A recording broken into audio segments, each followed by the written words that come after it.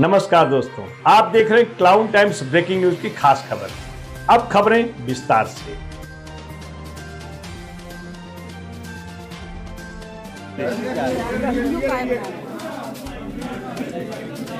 हर हर महादेव।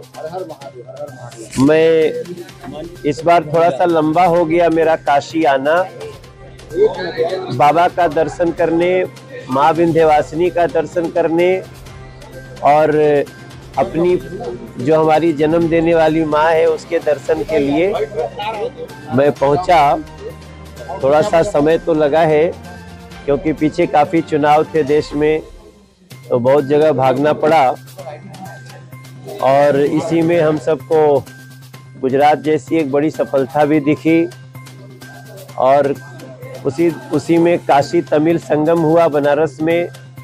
वो चुनाव के कारण मैं इसमें आ भी नहीं पाया, लेकिन वो बहुत अच्छी एक बहुत सुखद अनुभूति रही उसकी, जितनी आप सबकी रिपोर्ट हमने पढ़ी।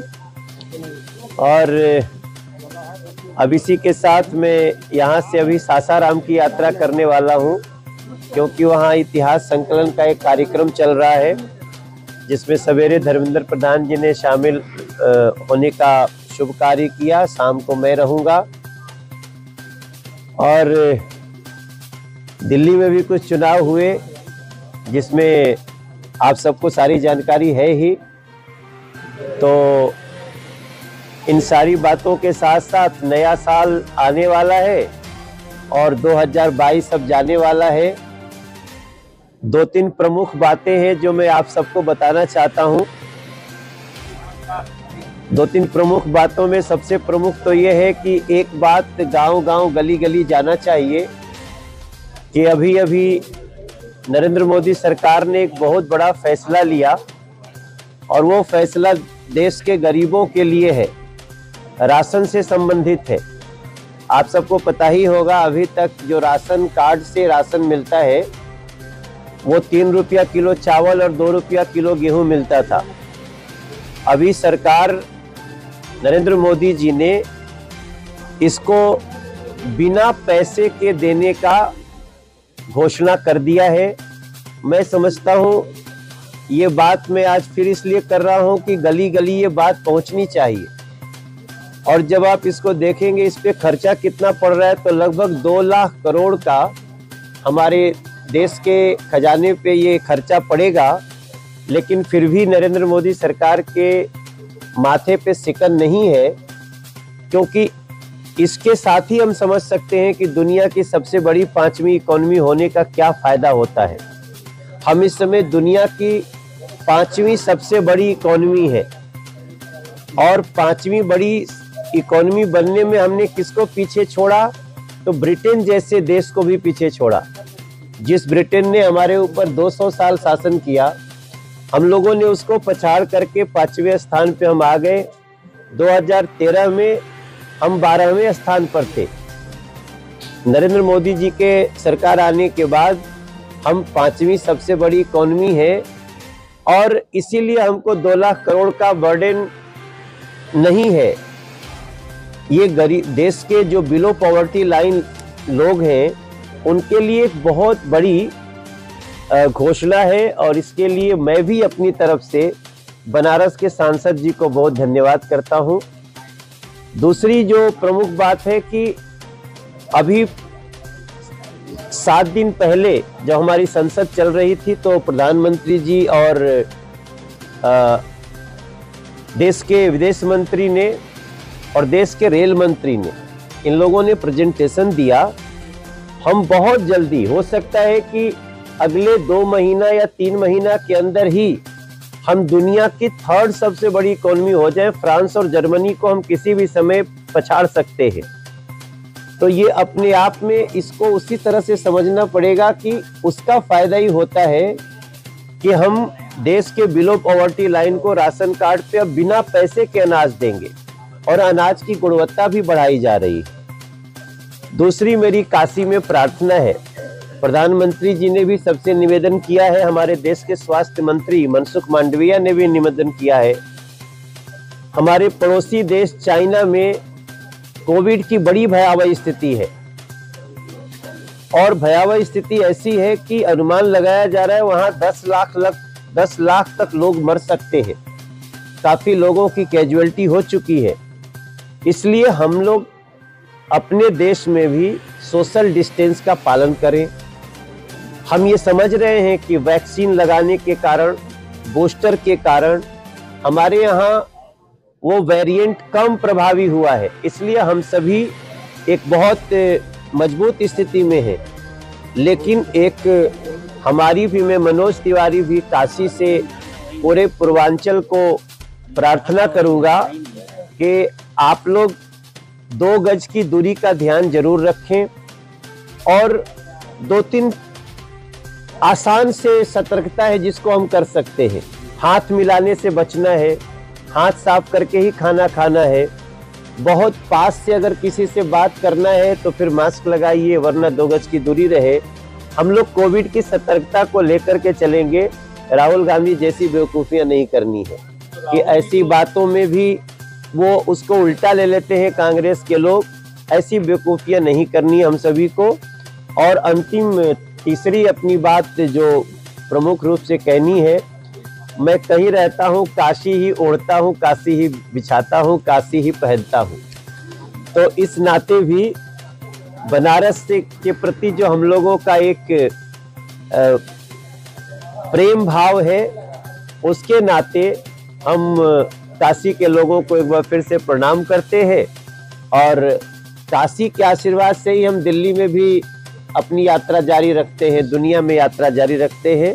तो काशी का आशीर्वाद बना रहे। राहुल गांधी को आप बेवकूफ बता रहे हैं। एक एक करके ले लेते हैं। अच्छे से राष्ट्रवादी तरीके से चल रही है, लेकिन राहुल गांधी जिससे मिलते हैं वो देश विरोधी बातें करता है। वो देश को हमेशा गलत शब्दों से परिभाषित करता है। तो वहां भी उन्होंने देश का दिल तोड़ा।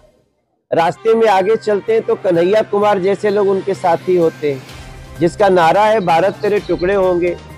वहां भी दिल टूटा। राजस्थान आते आते मोबाइल तोड़ दिए किसी कार्यकर्ता का। तो भैया सब तो तोड़ ही रहे हो, कुछ तो जोड़ो। अच्छा, मैं उसको मानता अगर ये देश के अच्छे अच्छे लोगों को तोड़ते। कल मेवात के एक व्यक्ति का, मैं कोई रशीद चाचा है उनका, मैं सुन रहा था बयान। वो कहते हैं कि ये चलते हैं तो बात भी नहीं करते, लोग रस्सी में से बांधे रहते हैं, चलते जाते हैं। आप कल्पना कर सकते हैं कि आपके घर में अचानक नाले का पानी नल से आने लगे? आप कल्पना कर सकते हैं कि दिल्ली गैस चेंबर बन जाए? आप कल्पना कर सकते हैं कि दिल्ली में जो जमुना जी हैं वो एक नाले के पानी में परिवर्तित हो जाए?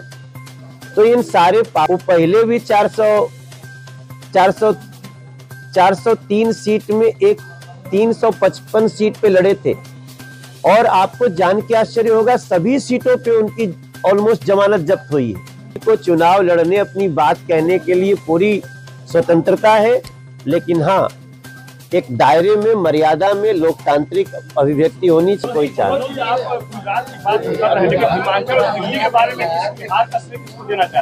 नहीं, हम खुद ले रहे हैं। हिमाचल में और एमसीडी में जो हमारी सफलता है वो पहले से बेहतर है। हिमाचल में आपको पता ही है कि एक ट्रेंड चल रहा है जिसको बीजेपी तोड़ने के लिए जानी जाती है। जैसे उत्तराखंड में तोड़े, जैसे उत्तर प्रदेश में तोड़े, यहाँ तोड़ते तोड़ते रह गए। हिमाचल में आप देखेंगे कि पूरी सरकार हमारी, उनसे अगर मतों की कमी है तो मात्र 37,000 की है। 0.9% के अंतर से हम पीछे रह गए। तो इसमें भी एक बड़ी बात है। लगभग हिमाचल में जब भी सरकार बदलती थी तो 6% वोटों से आगे पीछे होती थी। हम मात्र 0.9% से पीछे रहे हैं। तो फिर भी उसको हम चैलेंज ले रहे हैं। और एमसीडी में भी हमारी जो चौथी बार आने की कोशिश थी ना क्लाउन जी, मेरे भाई बहन, हम चौथी बार आना चाहते थे तो भी हम 104 सीट लेके आए हैं। तो इसको भी मैं दिल्ली का एक आशीर्वाद समझता हूं। लेकिन आम आदमी पार्टी जैसे भ्रष्ट पार्टी को, जिसका अभी भी करीब 5 भ्रष्टाचार तो आपको दिख चुका होगा, जिसका मिनिस्टर आज जेल में है और कोर्ट में कहता है मेरी याददाश्त खत्म हो गई, और जेल में डॉक्यूमेंट शेयर कर रहा है, डिस्कशन कर रहा है, 11 साल की बच्ची के बलात्कारी से मालिश करा रहा है। तो इनका पाप सब कुछ आ चुका है। बीजेपी एक लंबी दृष्टि से, लंबी योजना से काम करने वाली पार्टी है। इसलिए हम मानते हैं कि जहां चुनाव का रिजल्ट हमारे पक्ष में नहीं आया ना मेरे भाई बहन, वो भी हम कहीं ना कहीं हमारे पक्ष में है, और मैं जनता के सम्मान का धन्यवाद करता हूं। नीतीश कुमार के बिना बिहार में 2024 का चुनाव कैसे जीतेंगे? अच्छे से लड़ेंगे। ये भारत की ऐसी पहचान बनी है कि भारत शांति कराने में मदद करता है। हमें भी ये पता चला कि यूक्रेन ने मदद मांगी है और भारत निश्चित रूप से मदद करेगा। हमारी हमेशा कोशिश रही, नरेंद्र मोदी जी की हमेशा कोशिश रही है। हमारे जयशंकर जी जो विदेश मंत्री हैं, उन्होंने हाल में बताया भी कि हम इस युद्ध से चिंतित हैं।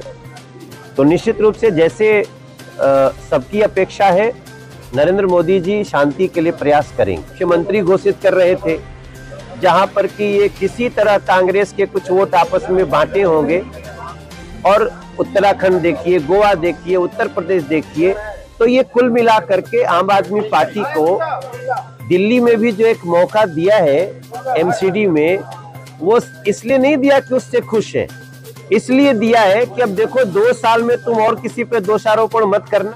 अखिलेश यादव जी को बोलने तो दिया जाए ना थोड़ा सा। हर तरह से तो उत्तर प्रदेश की जनता ने उनको नकारा है। अभी उनके आश्चर्य इस बात का हो रहा है कि जहां अखिलेश जी को अपने बारे में बोलना चाहिए, वो बोल भी दूसरों के बारे में रहे हैं। ऐसे बयान के लिए सलमान खुर्शीद जी का, उनको अपना मानसिक इलाज कराना चाहिए। इसको मैं 2 दृष्टि से देख रहा हूं। सलमान खुर्शीद के द्वारा खुद की तुलना लक्ष्मण और राहुल गांधी की तुलना भगवान श्री राम से करना, इसको पहले तो मैं ये मान रहा हूं कि जो राम को मानना ही नहीं चाहते थे, वो राम से तुलना तो करने लगे, राम को मानने तो लगे। लेकिन जब राम को जानने की बात आती है, तब मुझे दुख होता है। फिर मुझे कहना पड़ता है कि सलमान खुर्शीद जी अपने मानसिक इलाज कराइए, और उनकी तुलना राम से करना कहीं से भी न उपयुक्त है और न तो मर्यादित है। मनोज जी, अजय राय जी ने कहा 2024 में मोदी को हराएंगे बनारस में। हम तो 14 से हरा रहे हैं तो कोई दिक्कत नहीं है, उनको ऐसे ही बोलना भी चाहिए। और क्या कहेंगे? धरती को छूता हूँ भाई शीतला दुर्गा कुंड मैया। मैं राष्ट्रीय कार्य समिति का भी सदस्य हूँ, अस्थायी सदस्य हूँ।